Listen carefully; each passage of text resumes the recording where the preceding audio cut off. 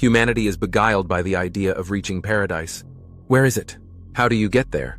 Who's already there? Ancient myths claimed that some people never died. They were said to ascend into heaven, or be assumed into heaven, or be translated into heaven. This is the purest magical thinking, of course. It's impossible for a physical person not to die. Moreover, if a physical body can exist in heaven, heaven must be physical. The ancient world certainly believed in physical locations for heaven. The modern world does not. Heaven is now just vaguely up there, and no living person is translated there. You have to die first.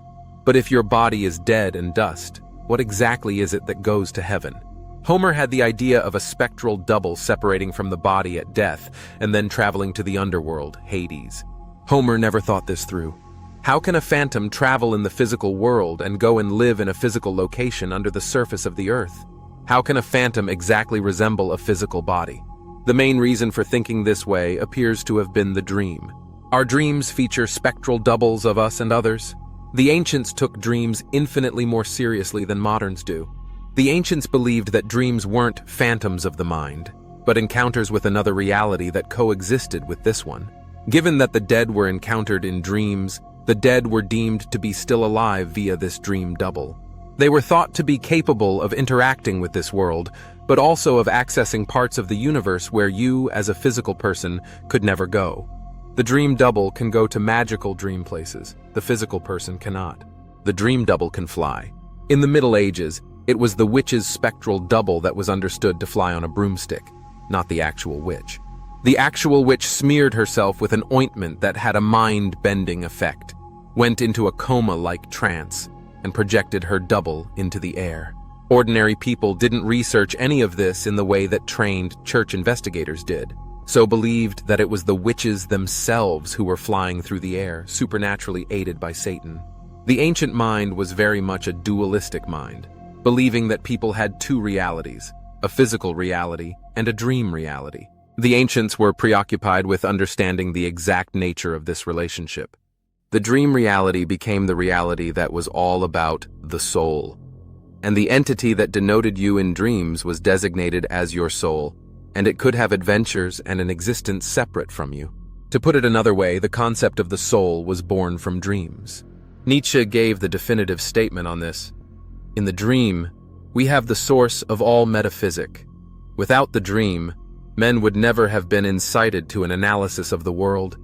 Even the distinction between soul and body is wholly due to the primitive conception of the dream, as also the hypothesis of the embodied soul, whence the development of all superstition, and also, probably, the belief in God. The dead still live, for they appear to the living in dreams. So reasoned mankind at one time, and through many thousands of years. Had humanity never had dreams, would we all be materialistic atheists? Dreams have an astonishing impact on us, even today.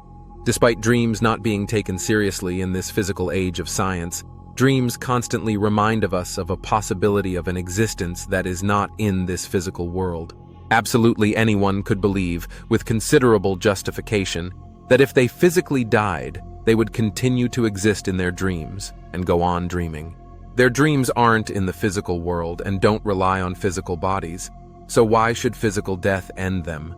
Near-death experiences and out-of-body experiences seem to directly prove that the mind can detach from the body and have an existence separate from the physical. The basic picture the ancients had was that you had a dream double inside you, and, when you died, your dream double left you and went and lived its own life. You did not have an afterlife, but it did. By virtue of contact magic, some people believed that the physical you and the dream you remained bonded even after physical death. In effect, your dream double was both you and itself. It was somehow a continuation of you, and even better than you. It was perfectible and could avoid the horrors of the physical world and have a far more pleasant existence. It could go to worlds, whether the underworld or the stars, that you couldn't, and live in paradise. That was certainly what the ancient Egyptians believed. Their whole culture revolved around the dream of an afterlife that was far superior to this one, and it would be their dream double that would be experiencing that heavenly world, but it would still be truly them, because it was their double, which had already experienced everything they had experienced. Most religions and spiritual systems are variants of these ancient Egyptian ideas.